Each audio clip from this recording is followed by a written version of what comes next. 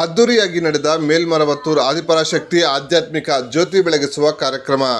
ಮೇಲ್ಮರವತ್ತೂರು ಆದಿಪರಾಶಕ್ತಿ ಆಧ್ಯಾತ್ಮಿಕ ಜ್ಯೋತಿ ಬೆಳಗಿಸುವ ಕಾರ್ಯಕ್ರಮವು ಕೋಲಾರದ ಅಂಬೇಡ್ಕರ್ ನಗರದ ರೇಣುಕಾ ಯಲ್ಲಮ್ಮ ದೇವಾಲಯದ ಆವರಣದಲ್ಲಿ ಭಾನುವಾರ ಅದ್ದೂರಿಯಾಗಿ ನಡೆಯಿತು.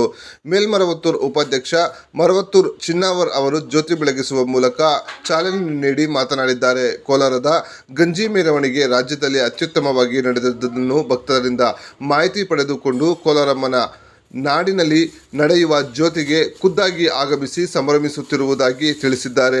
ಮೇಲ್ಮರವತ್ತೂರು ಆದಿಪರಾಶಕ್ತಿ ಶಕ್ತಿಪೀಠಕ್ಕೆ ಪರ್ಯಾಯ ಯಾವುದೂ ಇದುವರೆಗೂ ಆಗಿಲ್ಲ, ಮುಂದೆಯೂ ಆಗುವುದಿಲ್ಲ. ಹೀಗಾಗಿ ಭಕ್ತರು ಜಿಲ್ಲಾಧ್ಯಕ್ಷ ಶಕ್ತಿ PVC ಕೃಷ್ಣಪ್ಪ ನೇತೃತ್ವದಲ್ಲಿ ಪೀಠಕ್ಕೆ ಆಗಮಿಸಿ ದೇವಿ ಆಶೀರ್ವಾದ ಪಡೆದುಕೊಂಡು ಜೀವನ ಸಾರ್ಥಕಪಡಿಸಿಕೊಳ್ಳಬೇಕು.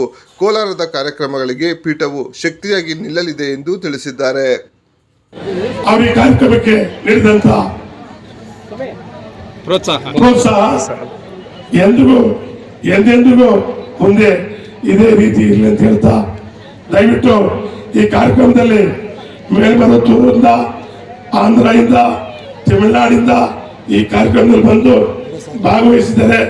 ಅವರಿಗೂ ಧನ್ಯವಾದಗಳು.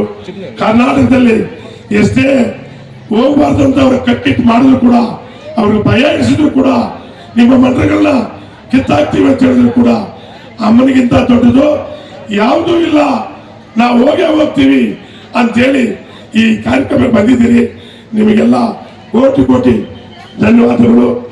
ಜೊತೆಯಲ್ಲಿ ಈ ಕಾರ್ಯಕ್ರಮದ ಬಗ್ಗೆ ಇನ್ಯಾರಾದರೂ ಇಷ್ಟಪಟ್ಟು ಮಾತಾಡೋಕೆ ಬಯಸಿದ್ರೆ ದಯವಿಟ್ಟು ಮಾತಾಡ್ಬೋದು. ಯಾವುದೇ ಮುಚ್ಚುಮರೆ ಇಲ್ಲ. ಈ ಕಾರ್ಯಕ್ರಮದ ಬಗ್ಗೆ ಏನು ಅಂತ ನಮ್ಗೆಲ್ರಿಗೂ ಗೊತ್ತಿದೆ.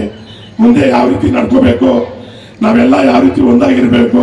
ಕರ್ನಾಟಕದ ಜನ ಯಾವ ಜನ, ಕರ್ನಾಟಕದ ಜನ ಹೆಂಗಿರ್ಬೇಕು ಅನ್ನೋದನ್ನ ನಮ್ಮನ್ನ ಯಾರು ಬೇರೆ ಜನ ಅಂತ ಹೇಳ್ಕೊಂಡು ತಿರುಗ್ತಾ ಇದ್ದಾರೋ, ಬಿಸಿನೆಸ್ ಮೈಂಡ್, ಕಮರ್ಷಿಯಲ್ ಮೈಂಡ್, ಅವ್ರಿಗೆ ಕರ್ನಾಟಕ ರಾಜ್ಯದ ಜನ ಏನು ಅನ್ನೋದು